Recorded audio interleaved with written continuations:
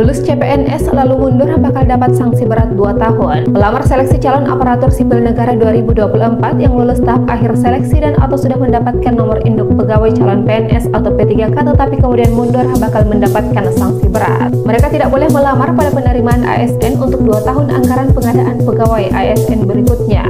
Hal ini disampaikan Kepala Badan Kepegawaian Negara Prof. Zudan Arif Wahullah. Sanksi itu telah ditetapkan sejak sebelum seleksi CASN dimulai lewat Peraturan Menteri Pan-RB nomor 6 tahun 2024. Namun sanksi tersebut dikecualikan bagi pelamar yang dinyatakan lulus tahap akhir seleksi di lokasi berbeda dengan lokasi yang dilamar sebagai hasil optimalisasi kebutuhan atau formasi kemudian mengundurkan diri sebelum ditetapkan NIP. Ketentuan pengecualian ini telah diatur lewat surat BKN tentang penjelasan tambahan tentang sanksi bagi pelamar ASN yang mengundurkan diri. Sementara itu jika pelamar yang dioptimalisasi ke lokasi yang berbeda mengundurkan diri setelah ditetapkan NIP, pelamar tetap dikenakan sanksi sesuai Permen Pan-RB nomor 6 tahun 2024 pasal 58 ayat 2 tentang sanksi bagi ASN tahun anggaran 2024 yang mengundurkan diri. Adapun tata cara pengunduran diri bagi pelamar yang dinyatakan lulus seleksi CASN 2024 adalah: yang pertama, bagi pelamar yang dinyatakan lulus kemudian mengundurkan diri saat pemberkasan atau pengisian daftar riwayat hidup wajib melakukan konfirmasi dengan memilih pilihan mengundurkan diri pada aplikasi atau fitur pengisian DRHS SCASN.